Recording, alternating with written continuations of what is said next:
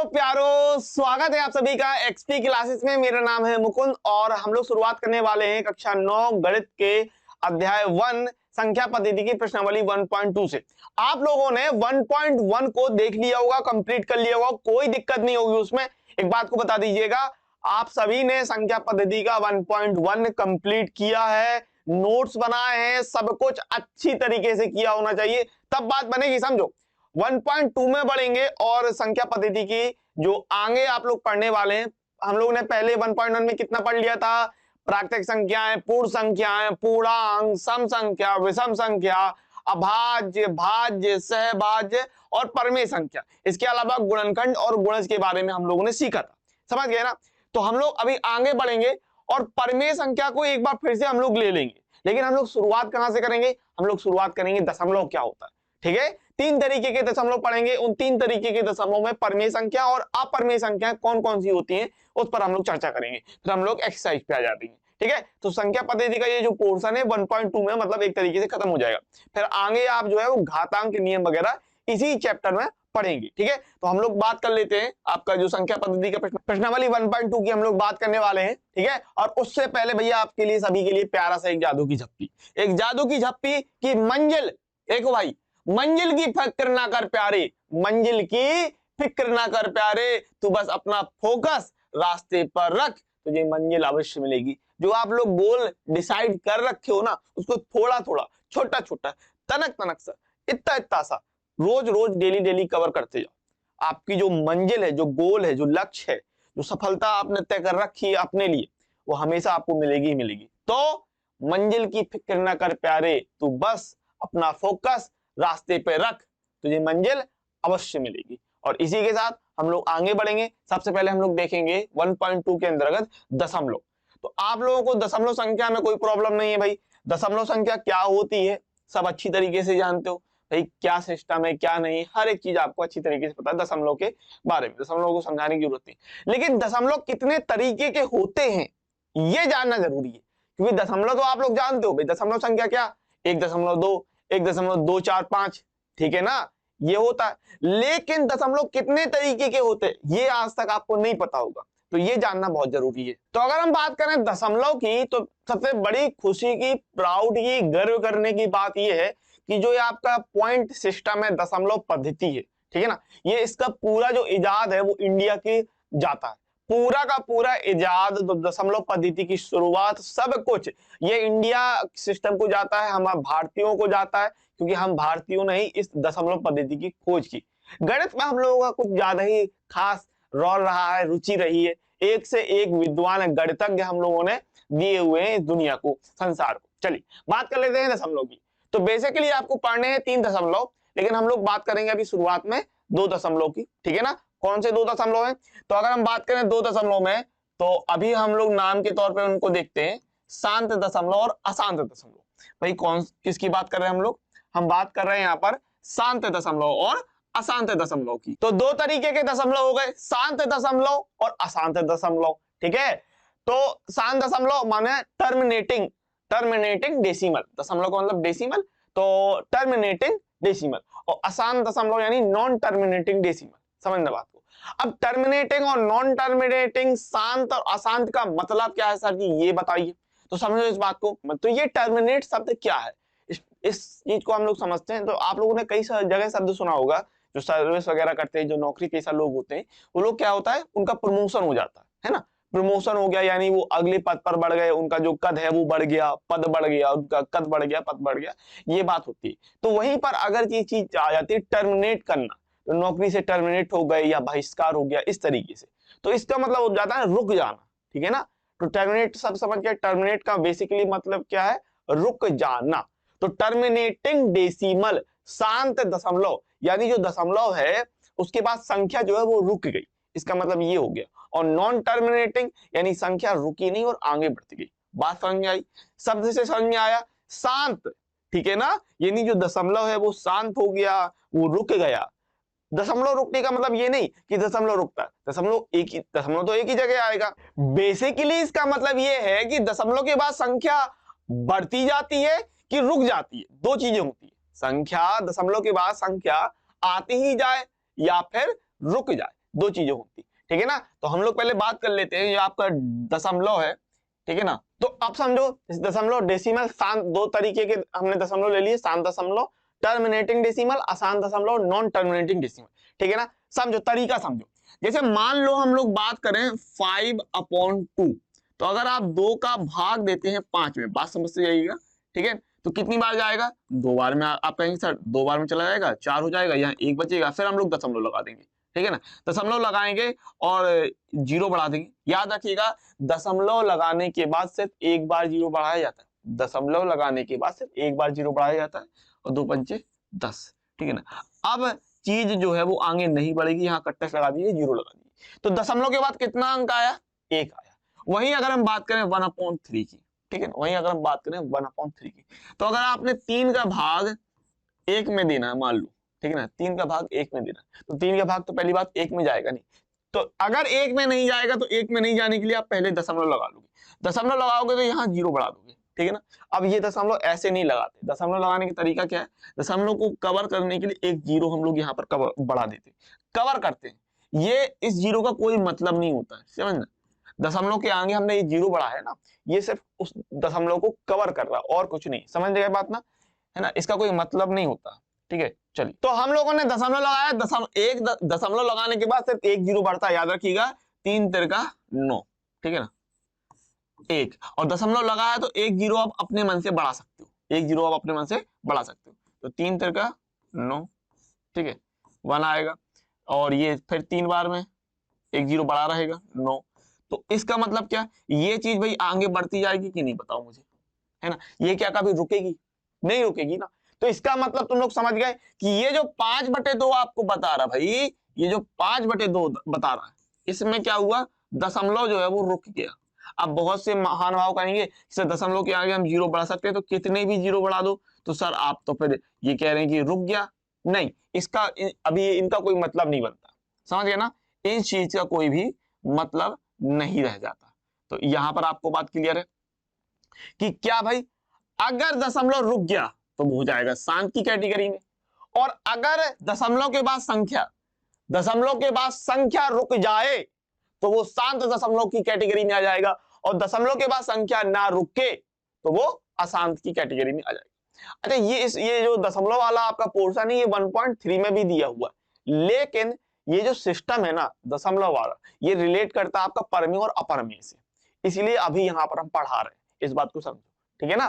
तो 1.3 में भी ये आपका सब कुछ दिया हुआ है, इस बात को याद रखिएगा, ठीक है। चलिए, तो अभी इतना समझ गए आप लोग कि शांत दशमलव क्या, अगर दशमलव के बाद संख्या रुक जाए तो वो शांत दशमलव, और अशांत दशमलव क्या, अगर दशमलव के बाद संख्या रुक जाए, रुके ना, है ना, दशमलव के बाद संख्या रुके ना, जैसे कि दशमलव के बाद 3 3 3 3 आता ही जा रहा था, तो उस केस में क्या होगा कि संख्या रुकी नहीं, तो उस केस में उसे हम अशांत दशमलव बोलेंगे। क्लियर बात इतनी। लेकिन आपको याद होगा हमने शुरू में बात की थी कि आपको पढ़ने दशमलव कितने, 3 प्रकार के, सर अभी तो यहाँ पर 2 ही प्रकार के, तो यहाँ पर पढ़ने के लिए क्या है कि अशांत दशमलव होते हैं 2 तरीके के, ठीक है ना, अशांत दशमलव होते हैं भैया, समझ लो, अशांत दशमलव होते हैं 2 प्रकार के, ठीक है ना।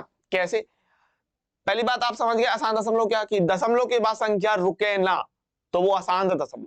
अब अशांत दशमलव में भी 2 तरीके होते हैं, दशमलव के बाद अगर जो संख्या आ रही है वो रिपीट कर रही है, यानी कि आवृत्ति हो रही है, रिपीट करना यानी आवृत्ति हो रही है, तो वो जाएगा अशांत आवृत्ति दशमलव। रिपीट कर रही है संख्या, तो वो जैसे 1 3 3 3 रिपीट कर रहा था, तो उसको हम बोलेंगे आवृत्ति दशमलव, अशांत आवृत्ति दशमलव। और वहीं पर अगर संख्या ऐसा पैटर्न ले, ऐसे तरीके में आए कि उसे हम कहें कि रिपीट ना करे, तो उसे हम बोलेंगे अशांत अनावर्ती दशमलव। अगर बात क्लियर नहीं है तो अब यहां पर क्लियर हो जाएगी, समझते जाना, ठीक है ना। तो भैया जैसे मैंने आपसे बोला, क्या बोला कि अशांत के 2 तरीके, अशांत के 2 तरीके कैसे, कि अगर दशमलव के बाद संख्या रिपीट हो यानी आवृत्ति करे, तो उसे हम बोलेंगे अशांत आवृत्ति दशमलव, यानी कि नॉन टर्मिनेटिंग यानी अशांत, आवृत्ति यानी रिकरिंग, बार बार आना, और दशमलव यानी डेसिमल, तो नॉन टर्मिनेटिंग रिकरिंग डेसिमल।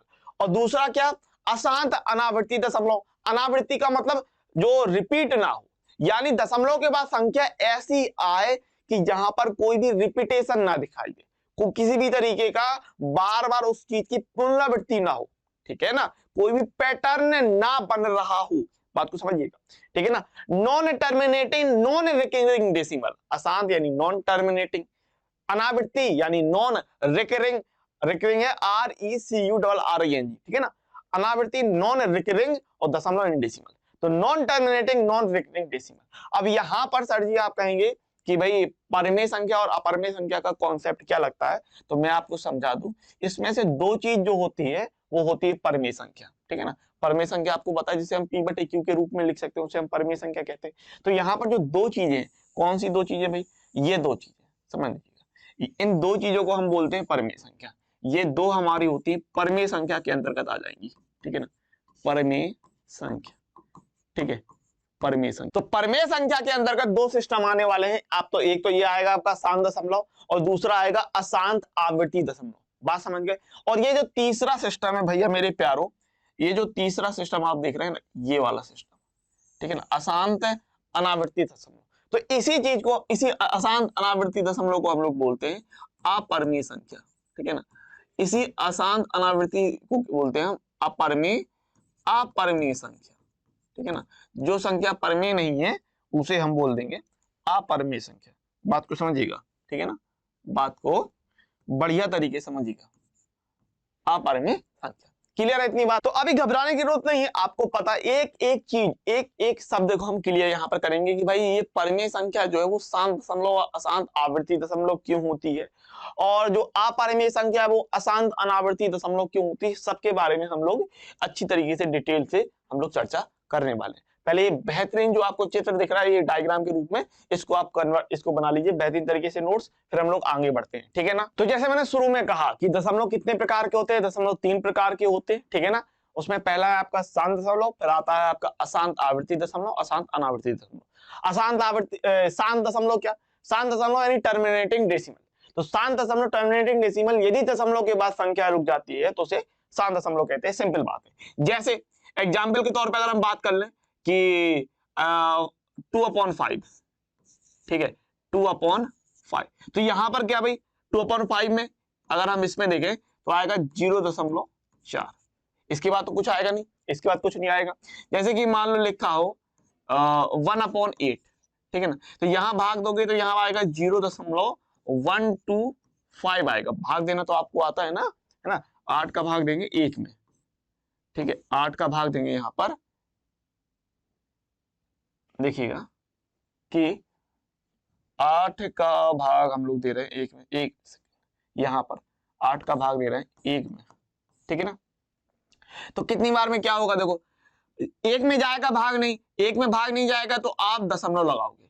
अब दशमलव लगाने के लिए यहाँ पहले 0 लगा लेते हैं, कवर करने का, मैंने बताया ना ये दशमलव को कवर करता है, इसका और कोई मतलब नहीं होता है, ठीक है। हाँ, तो यहाँ पर हम लोग 0 ले लेंगे, तो 8 एकम 8, ठीक है, 2 बचा, एक 0 बढ़ाएंगे, 8 दूनी 16, ठीक है, 4 जाएगा, एक 0 बढ़ाएंगे, 8 पंच 40, तो ये पूरा हमारा सिस्टम जो है वो कट जाएगा। क्लियर बात है इतनी? तो 8 से अगर हमने 1 में भाग दिया तो एक दशमलव के बाद 1 2 5, इसके बाद तो कोई सिस्टम नहीं जाएगा, इसके बाद कुछ नहीं बढ़ेगा। और भी समझ लो, जैसे कुछ भी ले लो, है ना, मान लो कि अगर हमने ले लिया 25/4, ठीक है, 25/4, तो अगर हम इसमें भाग देते तो 6 चौको 24 होता है, तो 6 बार में जाएगा, ठीक है, एक बचेगा, दशमलव लगाओगे 0 बढ़ेगा, और 2 बार में 8 हो जाएगा, और 5 4 पंचे 20 हो जाएगा, तो 6.25 आ जाएगा। तो बात समझ रहे हैं आप कि अगर आप देख रहे हैं दशमलव के बाद यहाँ पर 4 आया, ठीक है, रुक गई संख्या, ठीक है, इसके बाद तो कुछ नहीं हुआ। दशमलव के बाद 125 आ गया, ये संख्या रुक गई। दशमलव के बाद 25 आया, तो यहाँ पर संख्या रुक गई। तो इसका मतलब दशमलव के बाद अगर संख्या रुक जाती है, संख्या रुक जाती है, तो उसे हम शांत दशमलव कहेंगे, टर्मिनेटिंग डेसिमल बोलेंगे, सिंपल बात है। आगे बढ़ते हैं, अशांत आवर्ती दशमलव, ठीक है ना, अशांत आवर्ती दशमलव। अब अशांत आवर्ती दशमलव क्या, यानी दशमलव के बाद संख्या रुके ना, लेकिन उसकी पुनरावृत्ति हो, ठीक है ना, संख्या जो है वो रिपीट करे, तो उसे हम अशांत आवर्ती दशमलव बोलेंगे, नॉन टर्मिनेटिंग रिकरिंग डेसिमल। तो हम बात करें अगर अशांत आवर्ती दशमलव की, यानी कि non terminating recurring decimal, non terminating recurring decimal. तो मैंने परिभाषा आपको बता दी है अच्छी से, एक बार और देख लीजिए। यदि दशमलव के बाद संख्या रुके ना और संख्या की पुनरावृत्ति हो, पुनरावृत्ति यानी बार बार आना, अर्थात दशमलव के बाद संख्या किसी पैटर्न में बार बार आए तो उसे अशांत आवृत्ति दशमलव कहते हैं, उसे अशांत आवृत्ति दशमलव कहते हैं। एग्जाम्पल के तौर पे समझिए, एग्जाम्पल क्या, जैसे कि मान लीजिए 1/3 है। अब अगर 3 का या 1/3 ले लीजिए, 10/3 ले लीजिए, ठीक है ना, 10/3 ले लो। 3 का भाग अगर हम 10 में देते, समझिएगा, 3 का भाग 10 में देते तो 3 × 9, 9 बार में एक बच जाएगा सिंपली। अब एक में भाग जाएगा नहीं तो आप सिंपली यहाँ दशमलव लोगे तो एक 0 बढ़ा दोगे, फिर 3 बार हो जाएगा, 3 × 9, ठीक है ना, एक आएगा, दशमलव है, 1 0 अपने आप बढ़ेगा।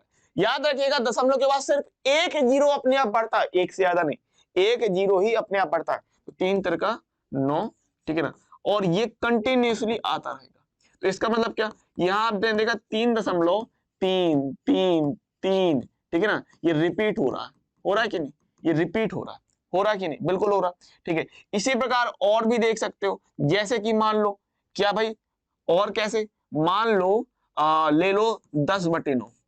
तो अगर 10/9 की बात कर लें तो ये आता है 1.11111 एंड सो ऑन, ये रिपीट करता ही जाएगा। भाग देना तुम लोग को आता है, ठीक है ना। और जैसे ले लो कोई एक संख्या, मान लो जैसे ले लिया हमने 1/7, ठीक है ना, ये वाला जो 1/7 है ना, ये आपके उसमें भी दिया हुआ है भाई, किताब में भी दिया हुआ है, 1.3 के जो एग्जाम्पल है ना वहां पर दिया है।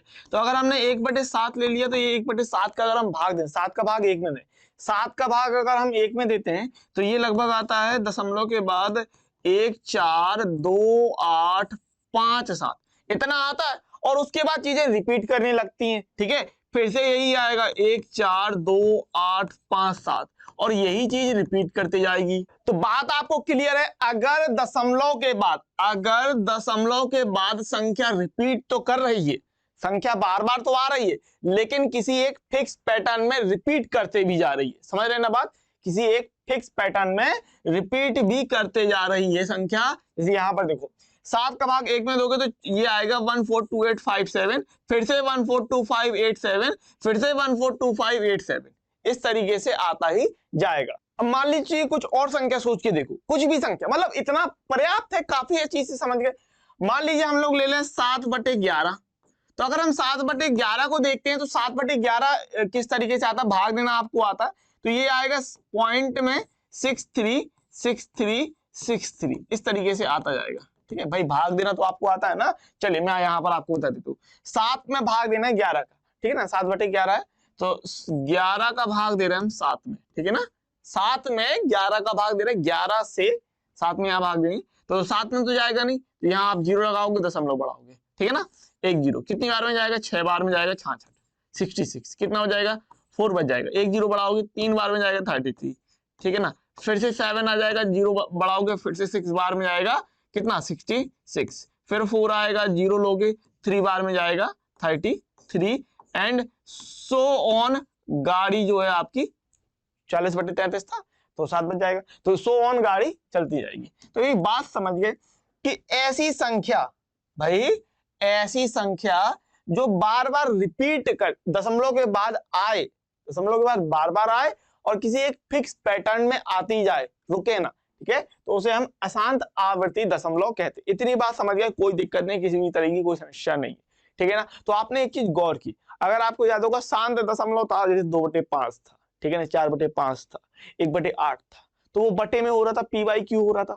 और जो भी संख्या बटे में होती है, भिन्न में होती है, उसे हम परमेय संख्या कहते हैं। यहाँ पर भी देखो, जैसे ये है 10/3 है, 10/9 है, 1/7 है, 7/11 है, तो ये भी क्या है, ये बटे में है, तो इसको भी हम क्या कहेंगे, परमेय संख्या कहेंगे। लेकिन अगर हम वही बात कर लेते हैं अशांत आवृत्ति, अशांत अनावृत्ति, जो अगला अपना तीसरा वाला पोर्शन है, तीसरा वाला पार्ट है कि अशांत अनावृत्ति, तो अशांत अनावृत्ति को आप भिन्न के रूप में नहीं लिख पाओगे, अशांत अनावृत्ति को आप भिन्न के रूप में नहीं लिख पाओगे, तो ये परमेय नहीं कहलाती, अपरमेय कहलाती। पहले परिभाषा देख लेते हैं, जो कि मैं आपको बता चुका हूं, दशमलव के बाद संख्या रुके ना, दशमलव के बाद संख्या रुके ना, और उसकी कोई पुनरावृत्ति, कोई किसी भी तरीके का कोई फिक्स पैटर्न ना हो, रिपीट भी ना करे, तो वो आपकी अशांत अनावृत्ति दशमलव यानी नॉन टर्मिनेटिंग।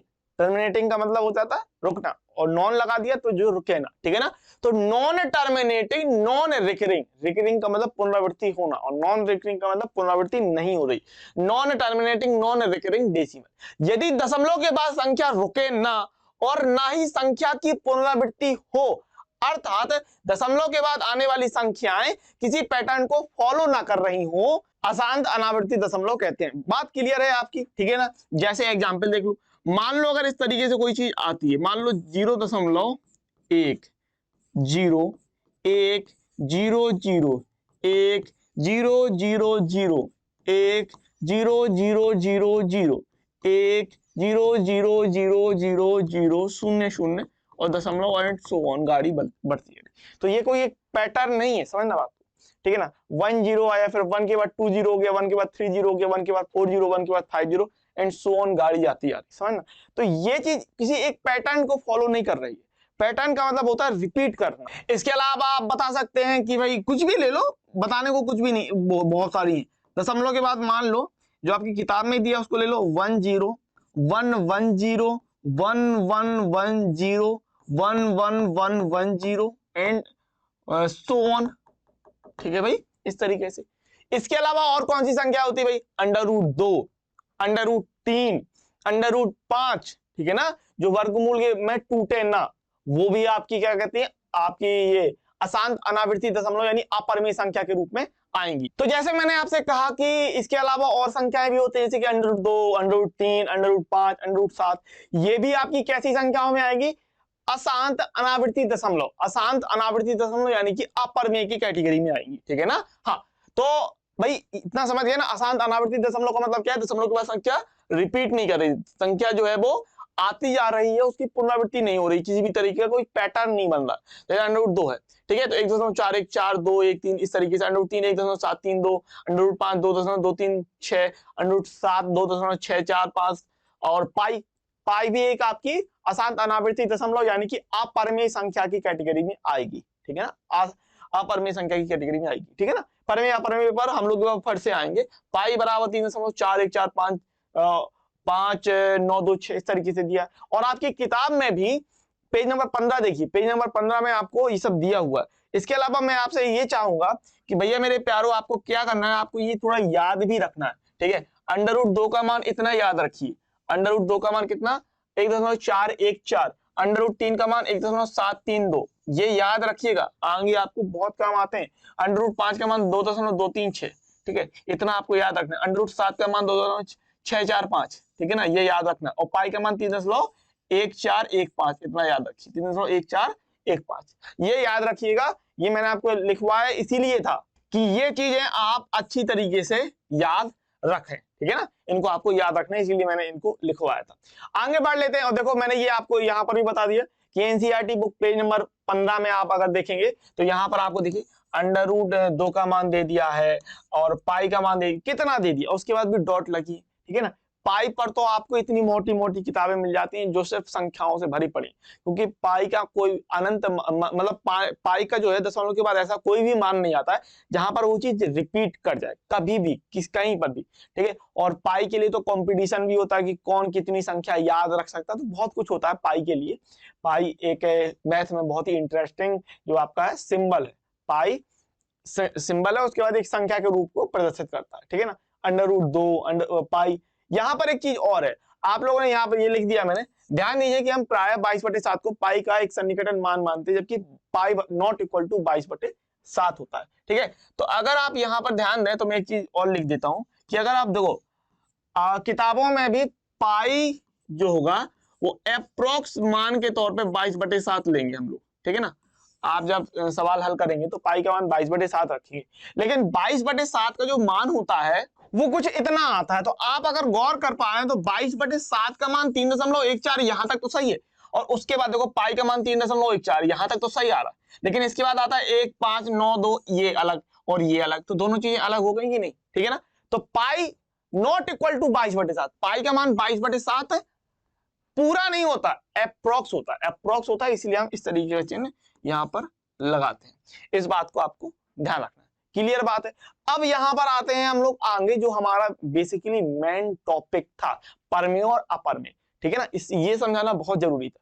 तो अभी आप लोग पूरा समझ गए दशमलव क्या है। दशमलव में जो 3 प्रकार हैं, शांत दशमलव, अशांत आवर्ती दशमलव, अशांत अनावर्ती दशमलव। अब हम लोग आगे बढ़ते हैं, थोड़ा परमेय और अपरमेय पर एक नजर और डाल। तो हम लोगों ने परमेय संख्या के बारे में सीख लिया था। परमेय संख्या क्या होती है, जिन्हें हम p/q के रूप में लिख सकते हैं। इसके अलावा दशमलव के रूप में मैंने आपको बताया कि परमेय संख्या कौन कौन सी आएंगी। तो दशमलव में कौन कौन सी परमेय संख्या आ जाती है, एक तो आपका शांत दशमलव परमेय संख्या के अंतर्गत आ जाएगा, और अशांत आवर्ती दशमलव भी परमेय संख्या के अंतर्गत आ जाता है। तो एक बार डेफिनेशन फिर से हो जाए।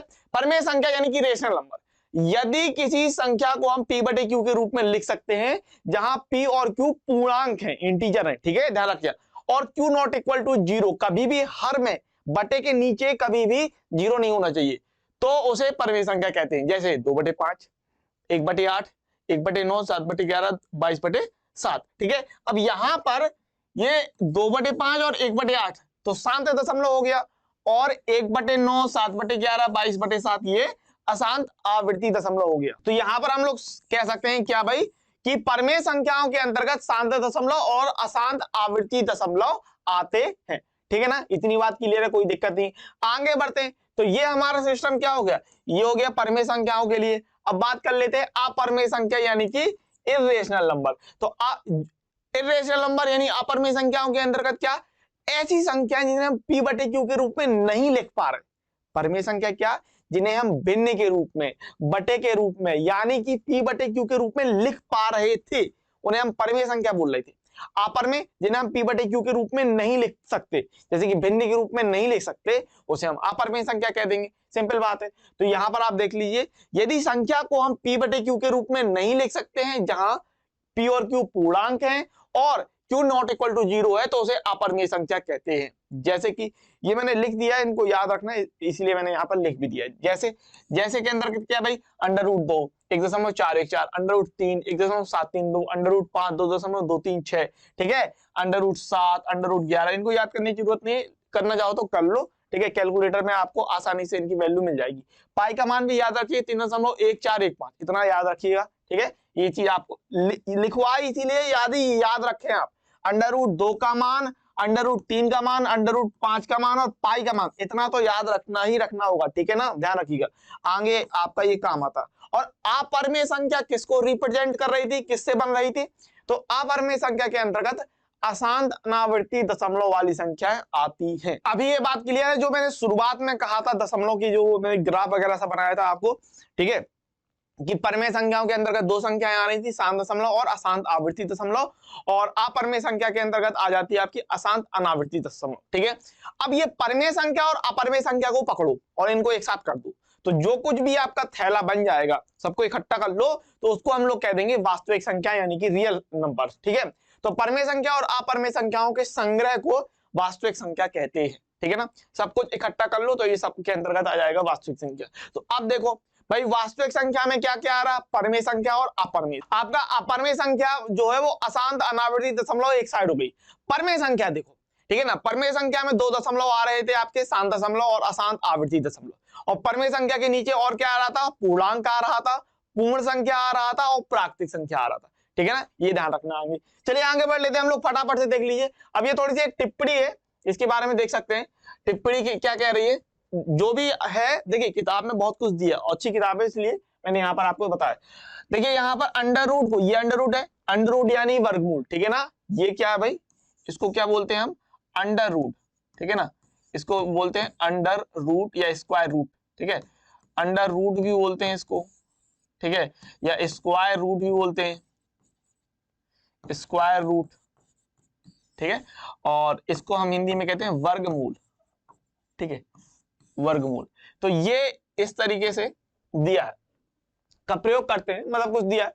अच्छा, √4 आपका बेसिकली मान होता है 2, लेकिन -2, 2 और 2 -2 दोनों ही संख्याओं 4 के वर्गमूल है, ठीक है। तो बेसिकली कहने की कोशिश कर रहा है कि 4 का मान अधिकतर तौर पे तो हम 2 लेते हैं, लेकिन -2 भी इसका मान होता है। क्यों? क्योंकि अगर आप 2 का वर्ग करेंगे तो आपको 4 मिलेगा, और -2 का वर्ग करेंगे तो भी आपको 4 ही मिलेगा। तो ये सारी चीजें आप समझते हैं, इसमें कोई दिक्कत नहीं है। यहाँ पर ये चीज लेने का मेरा मेन मतलब था कि आप ये चीज समझो, ठीक है ना। देखिए यहाँ पर ये चीज मैंने लेने का मतलब क्या था, वो चीज आप समझेंगे कि देखो यहाँ पर दिया पाइथागोरस, ये जो शब्द है ना पाइथागोरस, ये आप समझो कि भाई हमारी जो इंडिया है, भारत है, हम भारतीयों ने गणित के क्षेत्र में बहुत बड़े बड़े काम किए। हो सकता है वो काम जो है किसी और ने बाद में किए हो, उसका इतिहास बन गया हो, लेकिन हम लोगों ने बहुत बड़े बड़े काम बहुत समय पहले कर दिए, जिनका कोई आप लोगों को बताने वाला नहीं या आप लोगों को पढ़ाने वाला नहीं है, वो वाली बात हो जाती है। अब जैसे पाइथागोरस है, तो आपको पाइथागोरस नाम सुन के क्या याद आता है? भाई पाइथागोरस नाम सुन के हमको याद आता है जो हमारा समकोण त्रिभुज होता है, उसमें आपको याद होगा, सबको याद होगा, अधिकतर लोगों को, हर किसी को याद रहता है कि क्या होता है, सूत्र क्या होता है, कर्ण स्क्वायर बराबर लंब स्क्वायर, कर्ण स्क्वायर बराबर लंब स्क्वायर प्लस आधार स्क्वायर, ठीक है ना। ये जो सूत्र है ना, ये कहते हैं कि पाइथागोरस ने सिद्ध किया, पाइथागोरस ने बताया।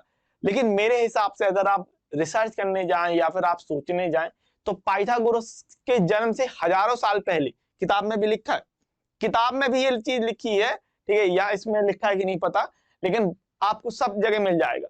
तो पाइथागोरस के जन्म के हजारों साल पहले भारतीय आचार्य, ठीक है, भारतीय आचार्य, भारतीय गणितज्ञ है, दार्शनिक बोधायन, कौन? बोधायन ने ये चीज पहले ही सिद्ध करके बता दी थी, ठीक है ना। उनका एक सूत्र था सुलभ सूत्र करके, उस पे आ जाएंगे हम लोग। देखिए यहाँ पर क्या लिखा है, पाइथागोरस क्या नाम है, सिद्ध किया कि अंडर रूट 2 एक अपरिमेय संख्या, इस बारे में हम लोग पहले बात कर लेते हैं, ठीक है ना। पाइथागोरस के अनुयायियों ने, अनुयायी यानी शिष्य ने, पाइथागोरस के जो स्टूडेंट होंगे उन्होंने, अनुयायी मतलब शिष्य ने, अंडर रूट 2 एक अपरिमेय संख्या है। बाद में 425 ईसा पूर्व के आसपास साइरिन के थियोडोरस ने यह दर्शाया कि under root 3, under root 5, under root 6, under root 7, under root 10, under root 11, under root 12, under root 13, under root 14, under root 15, under root 17 भी अपरिमेय संख्याएं हैं। इस तरीके से बहुत सारी चीजें बताई गई, ठीक है ना। और ये भी आप देख रहे हैं, ये इस तरीके से ये संख्या दे दी, दशमलव के बाद 1 0 1 1 0 1 1 1 0 1 1 1 1 0 और भी, और अब ये पाई भी अपरिमेय है। अब यहाँ पर लिखा है क्यों है, अगले अनुच्छेद में हम इस बात पर चर्चा करेंगे, ये सब ठीक है रहने देते हैं। वैसे मैं आपको बता ही चुका था, ठीक है ना, मैंने कहा बताया था, देखो मैंने आपको ये बताया था, देखिए जो पाई है, आप इतनी सारी संख्या रिपीटेड, कोई भी संख्या रिपीट नहीं कर रही, तो क्या हो जाएगी, ये आपकी एक कैसी हो जाएगी, अपरिमेय संख्या हो जाएगी, ठीक है ना, सिंपल बात है। तो आगे अनुच्छेद में चर्चा करने की जरूरत नहीं है, पाई कैसी है, अपरिमेय संख्या है। और ये भी बता दिया था मैं कि आप जो पाई है वो अप्रोक्स मान होता है 22/7 का, ठीक है ना, एग्जैक्ट मान नहीं, बिल्कुल फिक्स मान नहीं आता। ये सब सारी चीजें मैंने बताई थी आपको, देखिए ये बताया था कि नहीं, पाई का मान 3.14 यहाँ तक सही है, और 22/7 का मान 3.14, इसके बाद ये जो है मान अलग आ जाता है। तो क्या है, पाई का अप्रोक्सीमेट मान होता है 22/7, बिल्कुल पूरा सही मान नहीं होता है, ठीक है ना, इतनी बात क्लियर है। चलिए आगे बढ़ लेते हैं हम लोग। तो मैं आपको बता रहा था कि जो हमारे भारतीय गणितज्ञ हुए हैं, आचार्य हुए हैं, बोधायन, ठीक है ना, उन्होंने सुलभ सूत्र बताया, और उस सुलभ सूत्र में ये बताया कि भाई जो ये फॉर्मूला है, ठीक है ना, पाइथागोरस के जन्म के हजारों सालों पहले उन्होंने ये फॉर्मूला एक तरीके से बता दिया था। तो ये हमारे हैं महान करते बोधायन, ठीक है ना, बोधायन इस तरीके से, ठीक है ना। और यहाँ पर ये आप देख पा रहे हैं, ये उन्होंने वही उस चीज को बताने की कोशिश की है। पाइथागोरस जब आप सिद्ध करने जाओगे ना, तो कुछ इस तरीके से ही निकलता है। तो बहुत सारी चीजें हैं, हमारा भारत बहुत महान भारत रहा, इस बात को हमेशा गर्व करना और गर्व से कहना, लेकिन उसके लिए हमेशा सीखते रहना, इस बात को ध्यान रखना। जब सीखते रहोगे, जानते रहोगे, तभी तो गर्व कर पाओगे, है ना, बिना किसी बात को, बिना किसी जाने पहचाने थोड़ी गर्व कर पाओगे। चलिए आगे बात कर लेते हैं। तो यहाँ पर आप देखिएगा भाई, यहाँ पर अब आप क्या जान रहे हैं, क्या देख रहे हैं, देखिए आइए हम पिछले अनुच्छेद के, ये सब ठीक है, यहाँ पर हम बात कर लेते हैं। यदि हम थैले में सभी अपरिमेय संख्याएं भी डाल दें, इसके लिए परिमेय संख्या वाला थैला लीजिए, ठीक है ना, परिमेय संख्या वाला थैला लिया हमने, बेसिकली क्या किया, परिमेय संख्या वाला थैला लिया, और अब यदि हम थैले में सभी अपरिमेय संख्या भी डाल दें, तो क्या अब भी संख्या रेखा पर कोई संख्या बची रहेगी? इसका उत्तर है नहीं, मतलब अब कोई संख्या नहीं रह गई, कोई भी संख्या नहीं छूट गई है।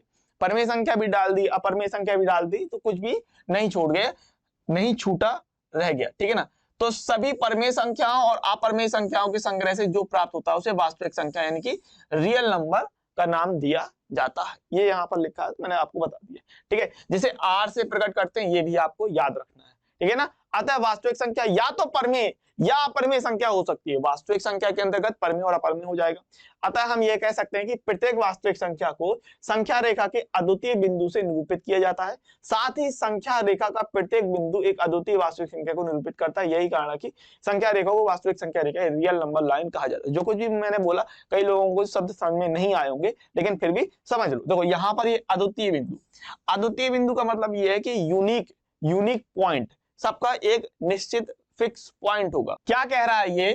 प्रत्येक वास्तविक संख्या को, प्रत्येक वास्तविक संख्या के अंतर्गत कौन कौन आ जाएगा? परमेय, अपरमेय। परमेय के नीचे भी पूर्णांक, पूर्ण और प्राकृतिक सब आ जाता है, ठीक है ना। तो प्रत्येक वास्तविक संख्या को संख्या रेखा के एक अद्वितीय बिंदु से निरूपित किया जाता है। मतलब कहने का, अगर आपने एक लाइन डाल दी, यहां पर आपने अगर एक जीरो ले लिया, ठीक है ना, अगर आपने लाइन डाली, बीच में जीरो ले लिया, तो हर एक संख्या को फिर वो कोई भी हो, परमेय अपरमेय, उस चीज को हम यहां पर निरूपित कर सकते हैं, प्रदर्शित कर सकते हैं। यहां पर हम बता सकते हैं कि उसका एक निश्चित अद्वितीय का मतलब यूनिक, ठीक है ना, अद्वितीय स्थान होगा। ये चीज यहां पर बताई गई है, समझ गए ना? ठीक है, आगे बढ़ते हैं फटाफट से। अब यहाँ पर आपके कुछ सवाल दिए गए हैं जो मैं यहाँ पर नहीं बताने वाला हूं, मैं आपको पेपर में बताऊंगा, ठीक है। पेपर में कैसे? पेपर और कॉपी में आपको मिल जाएगा, लेकिन अभी इन सवालों पे आने से इसी वीडियो में मिलेगा। इसी वीडियो में ये सवाल कराए जाएंगे, लेकिन बोर्ड पर नहीं, पेपर में कराए जाएंगे, कॉपी और पेपर में पेन से कराए जाएंगे, ठीक है ना। तो उदाहरण नंबर 3, अब उदाहरण नंबर 3 क्या कह रहा है? √2 का स्थान निर्धारण कीजिए संख्या रेखा पर। और उदाहरण नंबर 4 कह रहा है कि वास्तविक संख्या रेखा। तो ये संख्या रेखा बोल दो या वास्तविक संख्या रेखा बोल दो, सब एक ही चीज है, ठीक है ना। √3 का स्थान निर्धारण करना है, तो ये हम इसमें कराएंगे पेपर में, ठीक है ना, कॉपी में, है ना। और पेज नंबर भी मैंने लिख दिए थे, देख सकते हैं, इतना कोई बड़ी बात नहीं। और ये एक्सरसाइज 1.2, अब एक्सरसाइज 1.2 में अगर बात कर ले तो 4 ही सवाल दिए हैं, और इसमें क्या है, दिखाइए कि संख्या रेखा पर √5 को किस प्रकार निरूपित किया जा सकता है। तो बेसिकली √2, √3 और √5 ये आपको सवाल दिए, इनको हम लोग पेपर में करने वाले हैं। और जो क्वेश्चन नंबर 4 कह रहा है कक्षा के लिए क्रियाकलाप, ये क्रियाकलाप है जिसको करने की कोई खास ज्यादा जरूरत है नहीं, ठीक है ना। और पढ़ लेना वर्गमूल सर्पिकल की रचना। तो बेसिकली क्या है, जब आप इस तरीके से ड्राइंग करोगे, √2, √3 है, फिर आएगा ये √5, इस तरीके से फिर और आता जाएगा √7 और आता जाएगा। तो बेसिकली होगा क्या, ये चित्र जो ऐसा बनता जाएगा, ऐसा बनता जाएगा। बात को समझना, मैं आपको बताऊं, ये जो कुछ चित्र निकल के आएगा ना, तो कुछ इस तरीके से निकल के आएगा, इस तरीके से ऐसे निकल के आता चित्र, ठीक है। इस तरीके से निकल के आता है, वो करने की कोई खास जरूरत नहीं। बाकी का चाहो तो गूगल करके देख सकते हो, ठीक है। इतना अगर करना है गूगल, नहीं तो मैं फिर गूगल से आपको निकाल के दिखा दूंगा किस तरीके से दिखता है, स्क्वायर रूट स्पिरल, ठीक है ना। तो यही है वर्गमूल सर्पिल की रचना, और कुछ नहीं। तो बेसिकली हम लोग सवाल जो लगा लेंगे, उदाहरण नंबर 3, उदाहरण नंबर 4 और 1.2 का क्वेश्चन नंबर 3, ठीक है ना। √2, √3 और √5 को हम लोग कागज पे लगाते हैं। फिर अभी हम लोग आगे बढ़ लेते हैं और ये सवाल देख लेते हैं 1.2 के, ठीक है ना। 1.2 के सवाल देख लेते हैं, ये आसान है, बन जाएंगे, कोई दिक्कत नहीं है इसमें, ठीक है ना। तो फटाफट से सवालों पे आ जाते हैं। सवाल क्या कह रहे हैं भाई, सवाल देख लीजिए। आपको दिया पहला, नीचे दिए गए कथन सत्य है या असत्य, वही चीज है 1.1 वाला सिस्टम, है ना, बहुत आसान है। कथन सत्य है या असत्य है, ट्रू फॉल वाले, और कारण के साथ अपने उत्तर दीजिए। रीजन भी एक छोटा सा बता। पहला क्वेश्चन आपसे कह रहा है कि प्रत्येक अपरिमेय संख्या एक वास्तविक संख्या होती है, बताइए सत्य होगा असत्य होगा? बिल्कुल सत्य बात है भाई, एकदम बिल्कुल 110% बिल्कुल सत्य बात है, क्योंकि अपरिमेय संख्या हो, परमेय संख्या हो, कोई भी हो, सब कुछ वास्तविक संख्या के अंतर्गत आएगी, ठीक है ना। तो कोई भी कैसी भी संख्या हो, प्रत्येक अपरिमेय संख्या एक वास्तविक संख्या होगी, है ना, सही बात है। अरे भाई बात समझ पा रहे हो ना। सबसे बड़ा थैला क्या है? सबसे बड़ा थैला है वास्तविक संख्याओं का। सबसे बड़ा थैला किसका है? वास्तविक संख्याओं का। वास्तविक संख्या के अंतर्गत हर एक संख्या जो अपरिमेय है वो भी है, और हर एक संख्या जो परमेय है वो भी है। बात समझ गए? हर एक परमेय संख्या, हर एक अपरिमेय संख्या किसके अंतर्गत आएगी? किसके अंदर आएगी? वास्तविक संख्या के अंतर्गत आएगी। तो अगर ऐसा है तो प्रत्येक अपरिमेय संख्या एक वास्तविक संख्या हो जाएगी कि नहीं? बिल्कुल हो जाएगी, ठीक है ना। और कारण बता सकते हो कि वास्तविक संख्या के अंतर्गत प्रत्येक परमेय और अपरिमेय संख्या आती है, अतः प्रत्येक अपरिमेय संख्या एक वास्तविक संख्या होगी। समझ गए? इस तरीके से लिख लोगे, कोई दिक्कत नहीं। फिर से बोल दूं मैं, लिख लोगे कि वास्तविक संख्या के अंतर्गत प्रत्येक परिमेय संख्या और प्रत्येक अपरिमेय संख्या आती है। अतः दिया हुआ कथन कि प्रत्येक अपरिमेय संख्या एक वास्तविक संख्या होती है सत्य है। इस तरीके से लिख दोगे, सुन लिया बात, ये लिख लोगे, ठीक है ना। दूसरा क्वेश्चन देख लो भाई, संख्या रेखा का प्रत्येक बिंदु √m के रूप का होता है जहां m एक प्राकृतिक संख्या नहीं भाई, ठीक है ना। भाई संख्या रेखा की अगर हम बात करें ना, तो संख्या रेखा पे बात समझना, देखो भाई अगर मैं बात करूं संख्या रेखा पर, तो संख्या रेखा पे आपको पता है ऋणात्मक संख्याएं भी होती हैं, जैसे कि -5 ले लो, ठीक है ना, या फिर आप -3 ले लो, है ना। संख्या रेखा पर ऋणात्मक संख्या होती कि नहीं होती? बिल्कुल होती है, जीरो के बाई साइड में। अरे आपको पता है ना, ये तो जीरो है, अब जीरो के दाई साइड में यहां पर होती है धनात्मक संख्या, पॉजिटिव नंबर, है ना, और ये बाई साइड में होती है ऋणात्मक संख्या। अरे एकदम बिल्कुल परफेक्ट, एकदम बिल्कुल क्लियर बात है, ठीक है ना, ये होता है। अब वो कह रहा है कि √m यानी कि आप वर्गमूल लगा दो, तो अगर आप यहाँ वर्गमूल लगाते हो तो इस तरीके की कोई भी संख्या संख्या रेखा में नहीं होती है, ये संख्याएं संख्या रेखा में नहीं होती, तो ये आपका जो कथन है ना, ये असत्य हो जाएगा भैया मेरे प्यारों, ठीक है, ये दूसरा वाला असत्य हो जाएगा, ठीक है। दूसरा जो कथन दिया है वो पूरी तरीके से असत्य हो जाएगा। क्यों असत्य हो जाएगा, ये भी बात आप अच्छे से समझ रहे हैं, क्योंकि आप बता दोगे कि संख्या रेखा में, इतना बता देना, संख्या रेखा में ऋणात्मक संख्याएं, संख्या रेखा में जो मैं बोल रहा हूं उसको लिख पाओगे, संख्या रेखा में ऋणात्मक संख्याएं -5 -3 आदि भी होती हैं, ठीक है ना, आदि संख्याएं भी होती हैं जिनका वर्गमूल √-5 और √-3 संख्या रेखा पर उपस्थित नहीं होगा, ठीक है ना। इन संख्याओं को हम लोग काल्पनिक संख्या बोलते हैं, ठीक है ना, काल्पनिक संख्या, ये वास्तविक संख्या के अंतर्गत नहीं आती। तो कक्षा 11 में जब जाओगे ना, तो वहां पर आता है एक और टॉपिक, सम्मिश्र संख्या। सम्मिश्र संख्या होती है वास्तविक संख्या और काल्पनिक संख्याओं से मिलकर, ठीक है ना। तो ये जो होती है, ये संख्याएं होती है, ये संख्या रेखा पर नहीं होती, इनका कोई अस्तित्व नहीं होता, इनको आप प्रदर्शित नहीं कर सकते, मतलब ये आप नहीं बता सकते हो कि संख्या रेखा पर कहां पर उपस्थित होगी, नहीं, क्योंकि वास्तविक संख्याओं के अंतर्गत ही नहीं आएंगी। √-5, √-3, √-7, ठीक है, कोई भी ले लो, तो ये काल्पनिक संख्याओं के अंतर्गत आती है। समझ गए इतनी बात? लिख लोगे, क्या लिखोगे कि संख्या रेखा में ऋणात्मक संख्याओं का वर्गमूल, जैसे कि ऋणात्मक संख्या है -5 -3 आदि का वर्गमूल √-5 √-3 संख्या रेखा पर उपस्थित नहीं होगा, संख्या रेखा पर उपस्थित नहीं होगा, ठीक है ना, इसीलिए दिया हुआ कथन असत्य है। क्लियर बात है? प्रत्येक वास्तविक संख्या एक अपरिमेय संख्या होती है? नहीं। क्यों? अरे भाई आप अच्छे तरीके से जानते हैं, वास्तविक संख्या के अंतर्गत परिमेय संख्या आएगी, तो परिमेय अपरिमेय नहीं हो जाएगी, है ना, परिमेय संख्या कभी भी अपरिमेय नहीं हो जाएगी। तो वो कह रहा है कि प्रत्येक वास्तविक संख्या, वो कह रहा क्या सभी, सवाल क्या कह रहा है कि प्रत्येक वास्तविक संख्या, तो भाई प्रत्येक नहीं होगी ना, प्रत्येक वास्तविक संख्या एक अपरिमेय संख्या होती है, असत्य हो जाएगा डेफिनेटली, ठीक है ना, असत्य हो जाएगा एकदम बिल्कुल परफेक्ट तरीके से। तो प्रत्येक वास्तविक संख्या अपरिमेय संख्या होती है? नहीं भाई, असत्य हो जाएगा। कारण क्या दोगे, रीजन क्या बताओगे? आप कहोगे कि वास्तविक संख्याओं के अंतर्गत परिमेय संख्या और अपरिमेय संख्या दोनों उपस्थित होती है, और परिमेय संख्या कभी भी अपरिमेय संख्या नहीं हो सकती है, इसीलिए प्रत्येक वास्तविक संख्या अपरिमेय संख्या नहीं होती। सुन लिया? फिर से बोल दूं, देखो लिख लोगे अच्छी तरीके से, और लिखने से ज्यादा जरूरी है समझो, जो मैं बोल रहा हूं ना वो समझ पाए कि नहीं समझ पाए, क्या समझना है और क्या लिख लेना है जानते हो अच्छी तरीके से। एक बार फिर बोल रहा हूं, अच्छे से सुन लेना कि वास्तविक संख्याओं के अंतर्गत परिमेय संख्या और अपरिमेय संख्या दोनों उपस्थित होती है, लेकिन परिमेय संख्या अपरिमेय संख्या नहीं हो सकती, इसीलिए प्रत्येक वास्तविक संख्या अपरिमेय संख्या नहीं होगी, ठीक है ना, असत्य हो जाएगा। क्वेश्चन नंबर 2 पे आ जाते हैं भाई, फटाफट से हम लोग क्वेश्चन नंबर 2 पे आ जाते हैं। तो क्वेश्चन नंबर 2 अपन को क्या कह रहा देखते हैं। देखिए, क्या सभी धनात्मक पूर्णांकों के वर्गमूल अपरिमेय होते हैं? क्या सभी धनात्मक पूर्णांक, अब धनात्मक पूर्णांक यानी कि पॉजिटिव इंटीजर, तो धनात्मक पूर्णांक क्या कहलाएंगे? धनात्मक पूर्णांक कहलाएंगे 1 2 3 4 5 6 7 8 9 10 एंड सो ऑन, ठीक है ना, ये कहलाएंगे। क्या सभी धनात्मक पूर्णांकों के वर्गमूल अपरिमेय होते हैं?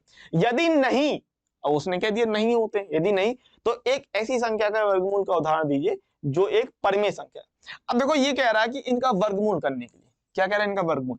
तो अगर हम इनका क्या करते हैं, वर्गमूल कर लेते हैं, ठीक है, इनका क्या निकाल दो, इनको हम लोग वर्गमूल कर देते हैं, ठीक है ना, इनका हमने वर्गमूल कर दिया, इनका वर्गमूल कर दिया, अच्छी बात है।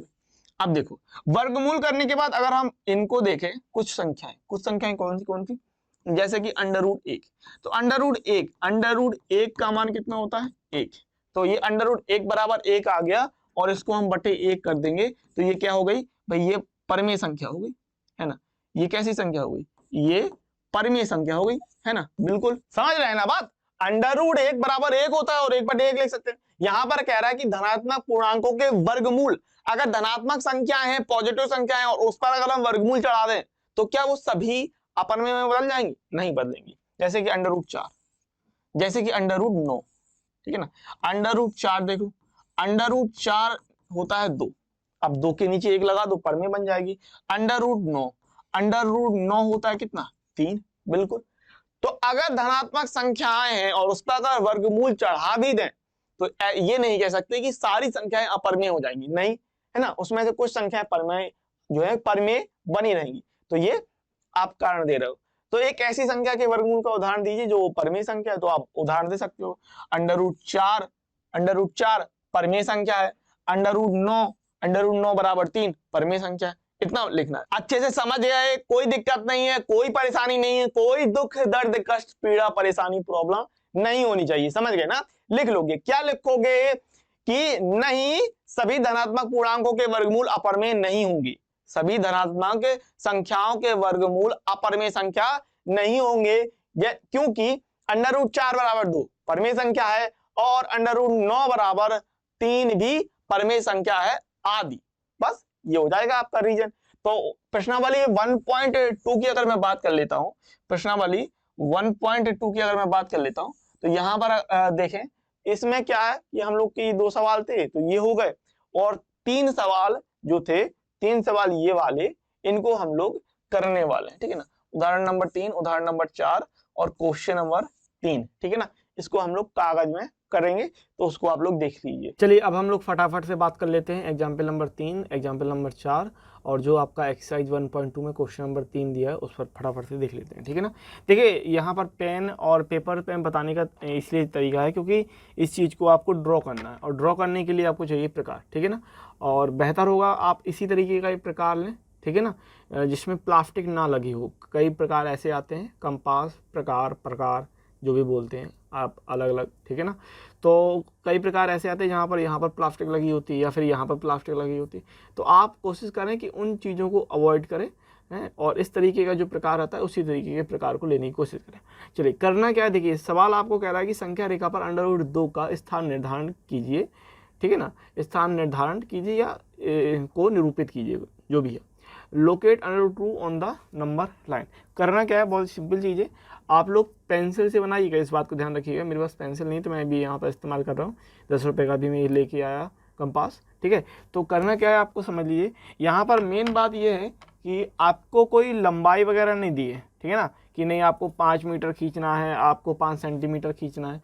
5 मीटर तो नहीं खींच पाएंगे आप अपने उसमें कॉपी में, तो आपको एक आइडियल तौर पे एक लाइन खींच लेनी है संख्या रेखा के लिए, ठीक है। बात को समझिएगा, आपको क्या करना है, एक लाइन खींचनी है। तो हमने पट्टी ले ली, ठीक है, और बस एक आपको एक लाइन खींच लेनी है। यहाँ पर आपको चांदी की ज़रूरत भी पड़ेगी, ठीक है, ताकि 90 डिग्री आप बना पाओ।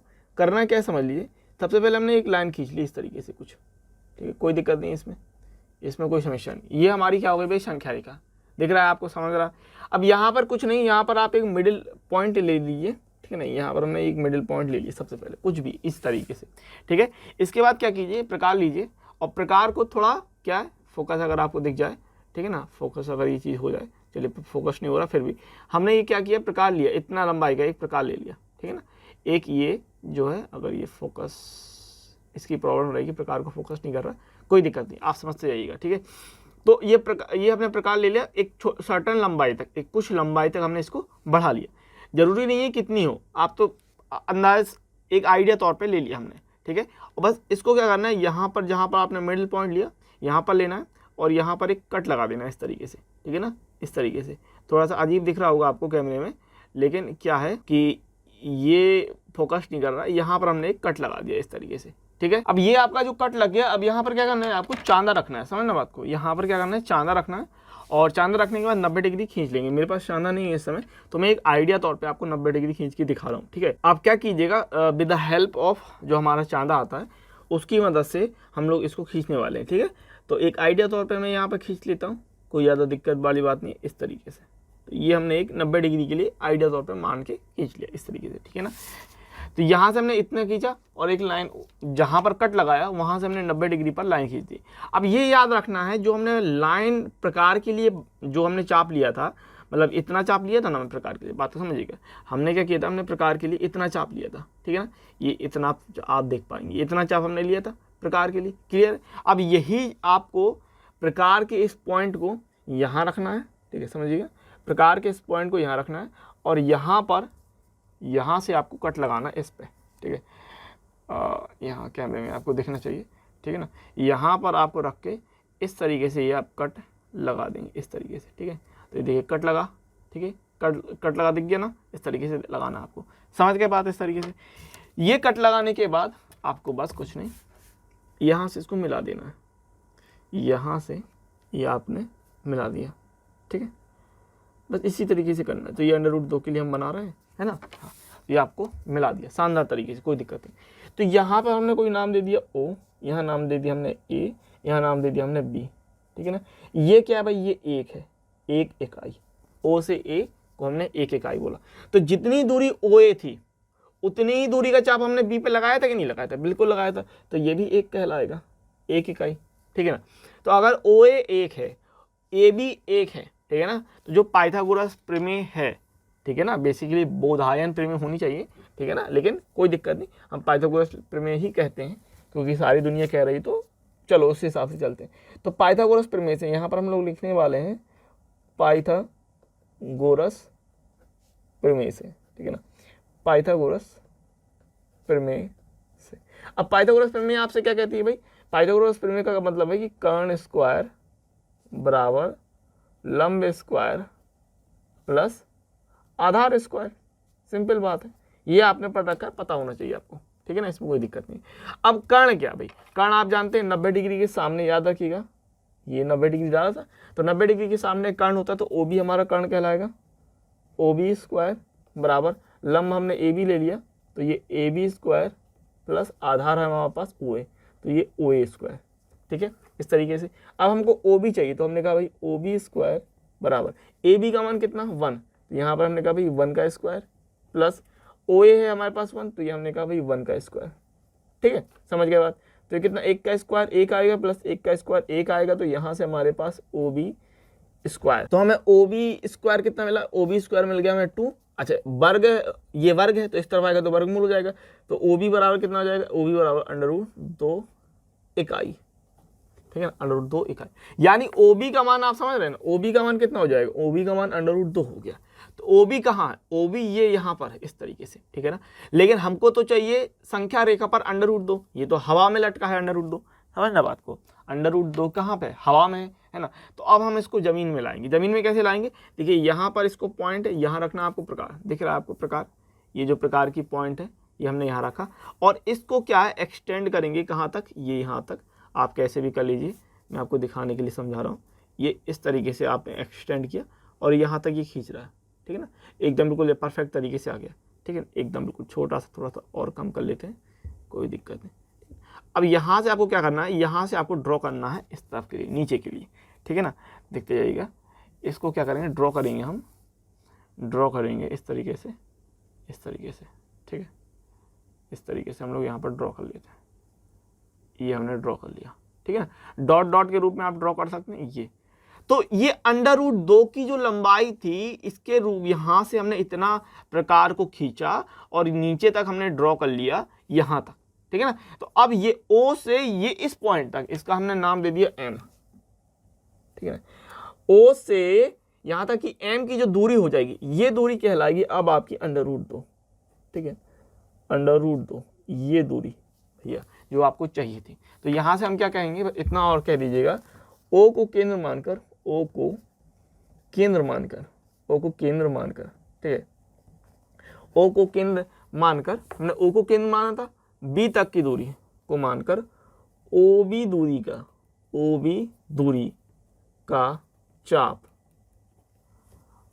का चाप संख्या रेखा पर लगाया, संख्या रेखा पर लगाया, ठीक है, संख्या रेखा पर लगाया।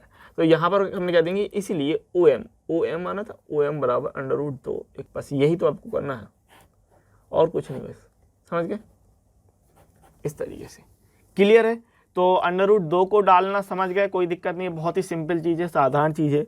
और ये आपके छमाही एग्जाम में या फिर आप कह लीजिए जो त्रिमासिक एग्जाम होते हैं, मासिक एग्जाम होते हैं, और जो आपके क्या कहते हैं एनुअल एग्जाम होते हैं, उनमें कभी ना कभी ये कक्षा 9 के लिए पूछ दिया जाता है आराम से। इस तरीके के सवाल ये आराम से पूछ दिए जाते हैं और 4 नंबर में 2 नंबर में आराम से आते हैं, कोई दिक्कत नहीं की वाली बात नहीं, और बहुत सरल रहते हैं, कोई ज़्यादा कठिन चीज़ नहीं। पेंसिल से बनाइएगा चित्र, ज़्यादा बेहतर रहेगा। एक संख्या रेखा डाल लीजिए, इसके बाद एक मिडिल पॉइंट अपने मन से माना, फिर प्रकार लिया, प्रकार से एक कुछ दूरी ली और यहाँ पर एक कट लगाया, ठीक है ना, संख्या रेखा पर। और जहाँ पर कट लगा वहाँ पर हमने 90 डिग्री चांदी की मदद से, ठीक है ना, जो चांदा आता है जिससे कोण बनाते हैं, तो उसकी मदद से हम लोगों ने, आप लोग कमेंट में बताइएगा आपके यहाँ पर क्या कहते हैं उसको, मेरे पास अभी है नहीं बना, मैं दिखा देता, ठीक है, जो चांदा होता है उसको आपके यहाँ क्या कहते हैं, ठीक है। और तो यहाँ पर हमने ए पॉइंट पे 90 डिग्री डाला और जितना हमने O से A तक के लिए कट लगाया था वही कट हमने A से B के लिए लगाया, यानी ये दूरी OA और OB बराबर रहेगी।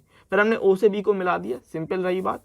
और O से B जो हमने मिलाया तो ये 1 है, ये 1 है, पाइथागोरस देखेंगे तो ये √2 निकलेगा OB। बस O को केंद्र माना, B तक हमने चांदी को प्रसार किया, एक्सपेंड किया, और यहाँ पर हमने डॉट डॉट के रूप में यहाँ पर एक कट लगाया, ये कट M तक लगा, तो ये जो OB दूरी थी वही खिंच के दूरी आ गई M तक, OM। तो ये हमारा √2 जो है निरूपित हो गया संख्या रेखा पर। समझ गए बात? ये वाला जो पॉइंट होगा ना, ये वाला पॉइंट, ये किसको बताएगा, ये √2 तक की दूरी को बताएगा, जो कि होगा 1.414। समझ रहे हैं बात? अभी हम लोग आगे बात कर लेते हैं एग्जाम्पल नंबर 4 पर, जो कह रहा है आपको वास्तविक संख्या रेखा पर √3 का स्थान निर्धारण कीजिए, locate √3 on the number line. Simple बात है, देखिए हम बात कर लेते हैं फटाफट से किस तरीके से आपको चित्र बनाना है, ठीक है। सबसे पहली बात तो यहाँ पर आपको संख्या रेखा एक निरूपित करनी है, एक संख्या रेखा बना लेनी है, ठीक है ना, with the help of scale, फुटा, पटरी, ठीक है ना। तो यहाँ पर हमने एक संख्या रेखा ड्रॉ कर ली इस तरीके से, कोई दिक्कत नहीं इसमें, ठीक है ना। इसके बाद सबसे दूसरा काम क्या करना था आपको एक मिडिल पॉइंट मान लेना है, ये मान लिया हमने मिडिल पॉइंट, ठीक है। इसके बाद आपको क्या करना है, एक सर्टेन दूरी, हमने कुछ एक दूरी ली, ठीक है ना, इस तरीके से एक दूरी ली, और इसको यहाँ पर इस मिडिल पॉइंट पर रखकर हम क्या लगाएंगे, एक कट लगाएंगे, ठीक है ना, थोड़ा सा डार्क कट आपको दिखे, तो हमने इस तरीके से कट लगाया। आपको कट लगाना आता है, हाँ, और ये दूरी कुछ भी हो सकती है, मैंने नापी नहीं, एक बराबर दूरी, लेकिन इसको हिलाना नहीं, इस दूरी को आपको हिलाना नहीं, इस बात को ध्यान रखना है, ठीक है ना, ठीक है। तो इतनी दूरी ली और यहाँ से हमने कट लगाया, फिर क्या करना है, जहाँ हमने कट लगाया है उसके बाद यहाँ से हमको 90 डिग्री खींचना है, ठीक है ना। इसके लिए यहाँ पर हमने यहाँ पर रखा और एक आइडिया तौर पे हमने 90 डिग्री खींच लिया। आप चांदी की मदद से खींचेंगे तो ज़्यादा बेहतर रहेगा, ठीक है। हाँ, तो मार्केट में आता है कोण खींचने के लिए, तो उससे खींचना। तो ये हमने एक 90 डिग्री डाल दिया इस तरीके से, ये हमने एक आइडिया तौर पे 90 डिग्री खींच दिया। अब क्या करना है, जितना हमने यहाँ से यहाँ के लिए कट लगाया था, जितना कट लगाया था उतना ही कट आपको यहाँ से लगाना है। पहले तो हम वही √2 वाली पूरी प्रोसेस कर लेंगे, ठीक है ना, √2 वाली जो पूरी प्रोसेस है वो हम लोग कर लेंगे पूरी अच्छी तरीके से, ठीक है। तो मैं यहाँ पर कट लगा देता हूँ, थोड़ा सा ये कैमरा हिल ना जाए, ठीक है। तो ये हमने ये क्या किया यहाँ पर, अब सही है, कट लगा दे, लग गया ना कट, देखो दिख रहा है आपको, ठीक है। ये हमने एक कट लगा दिया यहाँ पर, ठीक है। तो ये जो हमारा कट डला वो कितने के लिए गया, ये 1 यूनिट हो गया, ये 1 इकाई है, ये भी 1 इकाई है, ये कट लगाया और इसके बाद ये खींचा, तो ये कितने के लिए खींचेगा, ये खींचेगा √2 के लिए, ठीक है ना, ये खींचेगा हमारा √2 के लिए, है ना। आपको पता है अभी हमने एग्जाम्पल नंबर 3 में काम किया है ना, तो ये अपना √2 के लिए खींच गया, ये 1 है, ये 1 है और ये है √2। अब चाहिए आपको क्या, आपको तो चाहिए √3। तो √3 के लिए क्या करेंगे, यहाँ पर जो आपको पॉइंट मिला ना, इस जगह पर जो पॉइंट मिला, यहाँ पर आप रखेंगे चांदा, ठीक है ना, चांदा रखेंगे। आप लोग मुझे कमेंट्स में बता दीजिएगा, अगर आपको चांदा रखना नहीं आता तो मैं बता दूंगा क्या करते हैं। चांदा देखना, उस पर आपको एक इस तरह की, जैसे ये लाइनें दिख रही ना, है ना, लाइनें दिख रही, उस लाइन को क्या करते हैं, उस चांदी की लाइन को बिल्कुल उस लाइन के ऊपर रख देते हैं इस तरीके से, इस तरीके से रखते हैं, इस तरीके से, ठीक है ना, ताकि नीचे वाली लाइन दब जाए। या फिर आप मुझे कमेंट्स कर दीजिएगा तो मैं आपको बता दूंगा कि चांदी का यूज कैसे करते हैं, नहीं तो आप अपने सर से भी पूछ सकते हैं कि किस तरीके से। ये जानना बहुत जरूरी है, वैसे कक्षा 6, 7, 8 में सिखा दिया जाता है, ठीक है। तो ये √2 है। अब इसको बेस मान के, सुनना मेरी बात, इसको बेस मान के हम लोग यहाँ से एक जो है 90 डिग्री खींचेंगे इस तरीके से, ठीक है ना। इस तरीके से हम इसको बेस मान के एक 90 डिग्री खींच देंगे, ये, ठीक है, 90 डिग्री खींच। लेकिन याद रखना हम प्रकार को नहीं हिलाने वाले। यहाँ से यहाँ तक की जो दूरी थी अपनी, ये जो दूरी थी अपनी, इसको नहीं हिलाने वाले। ये दूरी यहीं रहेगी, एक दूरी, और ये जो इनके बीच का दूरी है, प्रकार और ये पेन के बीच की दूरी, वो एक दूरी रहेगी, ठीक है ना, एक दूरी। अब क्या करना है, बस कुछ नहीं, यहाँ पर रखना है आपको और यहाँ पर आपको कट लगा देना है इस तरीके से, ये लगा दिया कट। समझ गए बात? बहुत ही सिंपल चीज़ है। ये पॉइंट था, यहाँ से 90 डिग्री खींचा हमने और यहाँ से हमने क्या किया, एक कट लगा दिया इस तरीके से। बहुत सिंपल है यार, बहुत सिंपल है, ठीक है। तो ये आप इस तरीके से डाल पाओगे, है 90 डिग्री। और क्या कर दोगे, यहाँ से हम लेंगे और ये जो पॉइंट मिल गया ना हमको, इस पर हम क्या करेंगे, ड्रॉ खींच देंगे इस तरीके से। ये हमने डाल दी, ये लाइन डाल दी, ठीक है ना। तो ये √2 है, ये एक है ना, ये √2, ये एक चलते ही रहेगा। ये आपको जो मिलेगा वो √3 कहलाएगा, ठीक है ना। अब ये √3 हवा में है तो इसको ज़मीन में लाना है। तो ज़मीन में लाने के लिए वही क्या करेंगे, संख्या रेखा पर लाने के लिए कुछ नहीं, यहाँ पर रखा हमने जो मिडिल पॉइंट था हमारा, ये देख रहे हैं आप, ठीक है। इस मिडिल पॉइंट पर रखा और प्रकार को इतनी दूरी तक जहाँ तक था ये यहाँ तक खींचते ले गए, ठीक है ना। ये क्या किया, ये यहाँ पर खींचते ले गए, यहाँ पर, ठीक है, इस तरीके से खींच ले गए। और इसको हम संख्या रेखा पर अब ड्रॉ कर देंगे, ठीक है ना। तो देखते हैं, अगर ये इस तरीके से, ये आप देखिए ये ड्रॉ हो रहा है भाई, ये सिस्टम दिख रहा है आपको, ठीक है ना। देखो ये हमने क्या किया, ये हमने संख्या रेखा के लिए इतना यहाँ से यहाँ तक ड्रॉ कर दिया। तो ये √3 के लिए भैया खींच गया।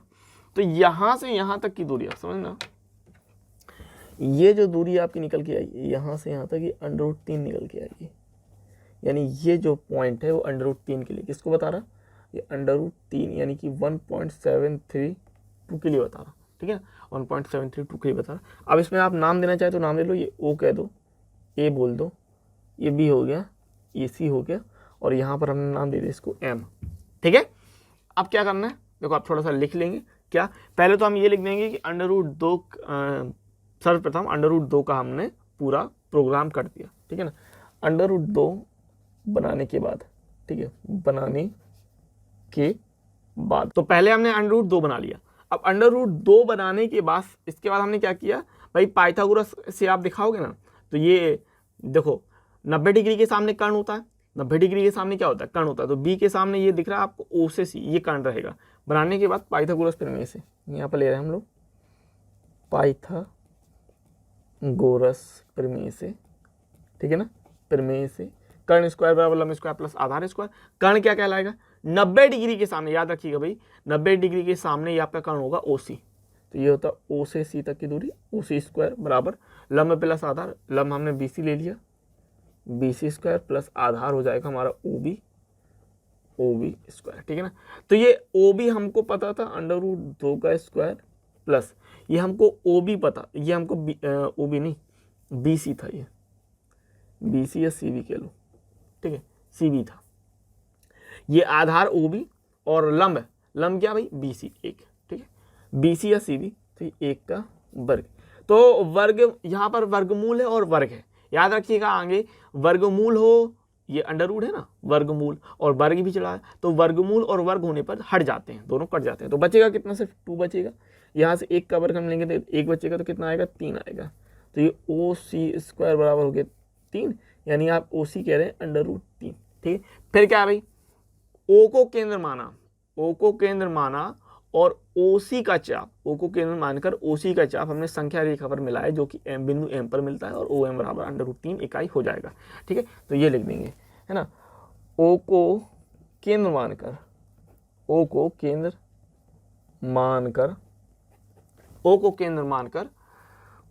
OC बराबर √3 इकाई का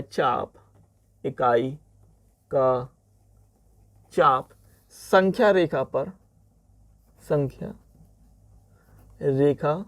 पर लगाया, ठीक है ना। संख्या रेखा पर लगाया, ओ को केंद्र मानकर OC बराबर √3 इकाई का चाप संख्या रेखा पर लगाया, तो यहाँ से हमको क्या मिल गया, संख्या रेखा पर जो OC का चाप लगाया तो हमको OM मिल गया, ठीक है ना।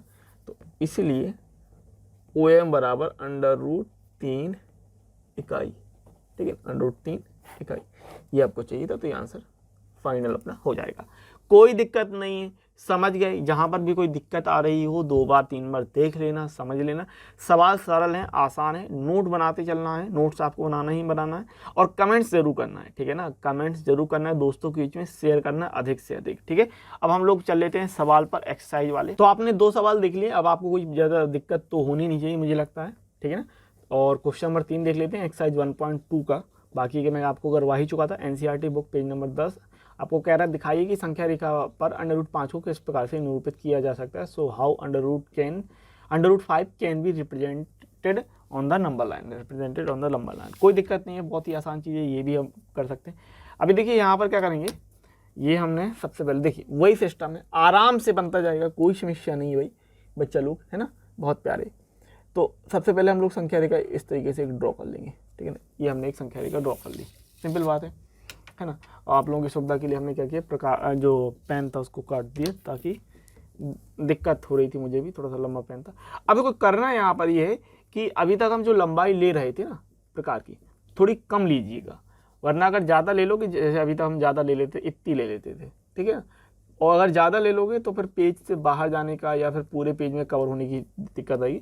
तो इस बार क्या करना, पेन और प्रकार के बीच की जो दूरी रखना थोड़ा सा कम रखना, जैसे इतनी ले ली हमने, ठीक है ना।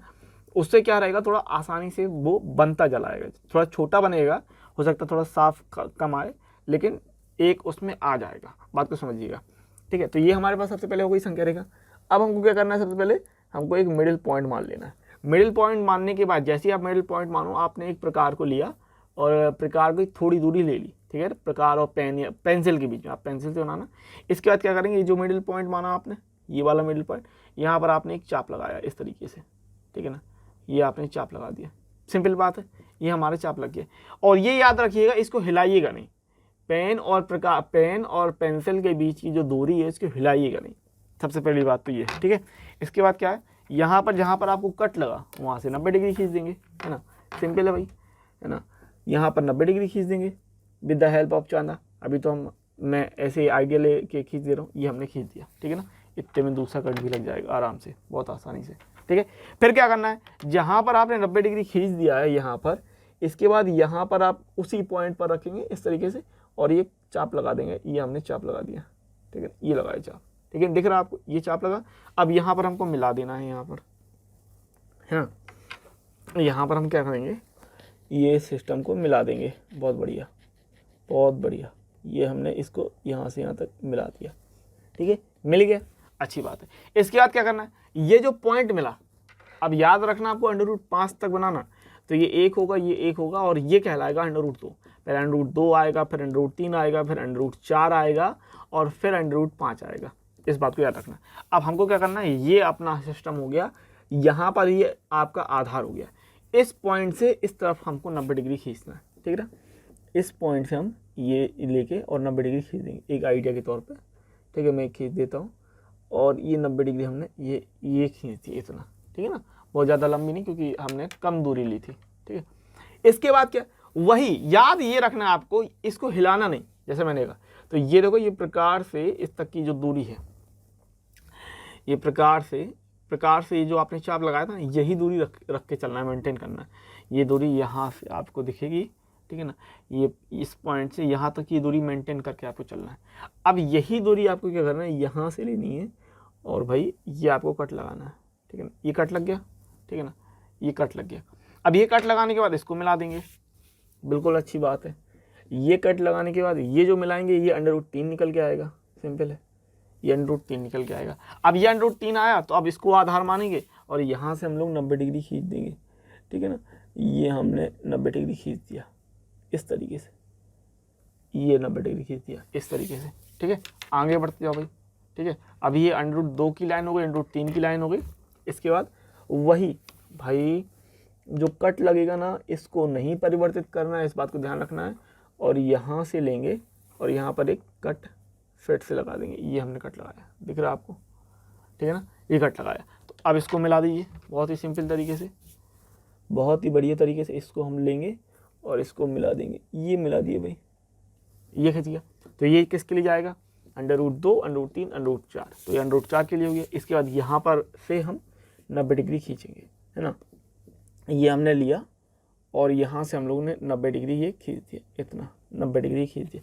इसके बाद क्या, फिर वही याद रखिएगा, मैं फिर से दोहरा रहा हूँ कि ये इस पॉइंट की दूरी और इस पॉइंट की दूरी, प्रकार और ये दूरी मिटाना मत, ये बार बार काम आएगी, वरना फिर बार बार नापते फिरोगे, है ना।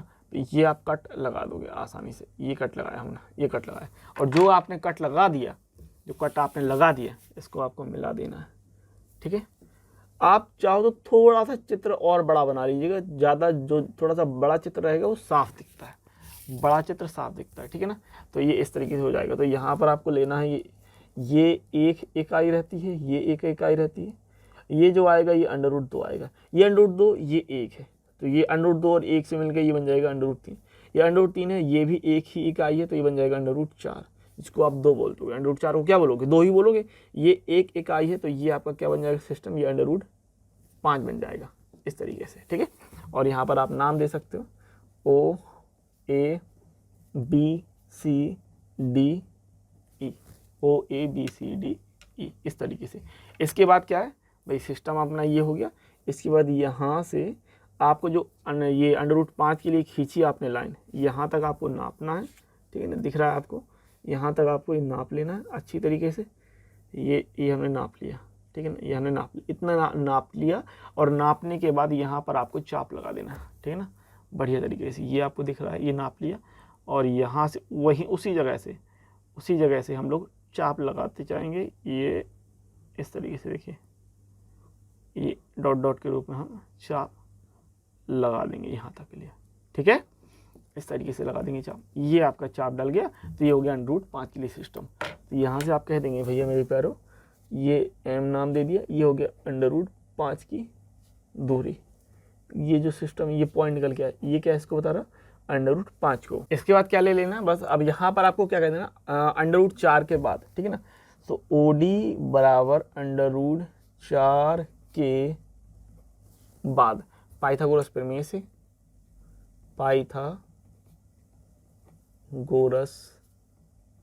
ठीक है, पाइथागोरस प्रमेय से। और इसके बाद हम लोग जब OD बराबर √4 के बाद ले रहे हैं, तो हम लोग क्या लेंगे, OD ले लेंगे। OD ये देखो यहाँ से ना, आपको दिखे ये चित्र, ये सिस्टम इस तरीके से, ठीक है ना, ये आपको दिख रहा होगा। OD आधार हो जाएगा, DE लंब हो जाएगा, और O से E तक कर्ण हो जाएगा, क्योंकि ये जो है वो 90 डिग्री है, ठीक है ना, ये 90 डिग्री है।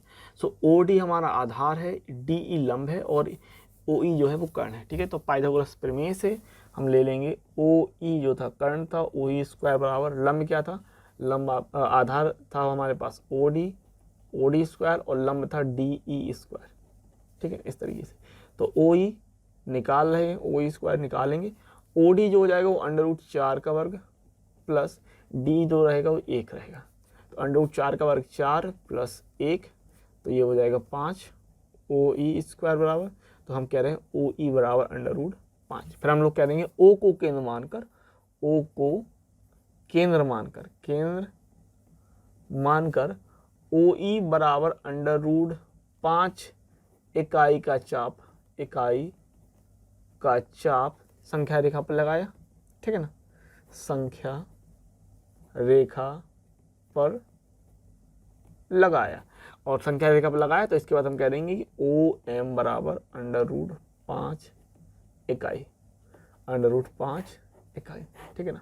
ये हो जाएगा अपना फाइनल आंसर। तो आपका जो प्रश्नावली 1.2 का क्वेश्चन नंबर 4 था, जहां पर वो कह था क्रियाकलाप कीजिए, ये करना घर में बनाना, ट्राई करना, ठीक है। क्रियाकलाप करने के लिए कह रहा था, तो ये आप ट्राई कीजिएगा, और मैंने ये लगा दिया है।